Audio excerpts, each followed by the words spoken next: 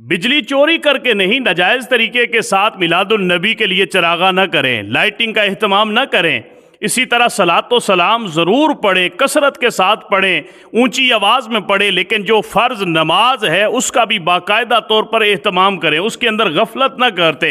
इसी तरह झंडे जो आप लगाते हैं, झंडियों का जो इस्तेमाल करते हैं, उनके ऊपर सादा झंडियाँ और झंडे हों, लिखाई वाले ना हों। बाद में आप गलियों के अंदर इनको फेंक देते हैं, ये गंदी नालियों के अंदर पड़े होते हैं, ये सवाब नहीं है, ये गुनाह का काम है। इसी तरह ख़वातीन जो है वो ना जुलूस देखने के लिए जाएं, ना किसी जुलूस के अंदर वो शिरकत करें। शरीयत इसकी बिल्कुल इजाज़त नहीं देती। इसके अंदर पढ़े, ज़ोर शोर के साथ नाते पढ़े, लेकिन ये ख्याल रखें कि आपके पड़ोस के अंदर, आपके कुर्बो जवार के अंदर किसी से उसको तकलीफ नहीं होनी चाहिए। कोई बीमार है, कोई आराम कर रहा है, पूरी पूरी रात जो है वो आप नाते लगा के डेक के ऊपर मिलाद की खुशी मनाएंगे, तो ये बायसे सवाब नहीं है।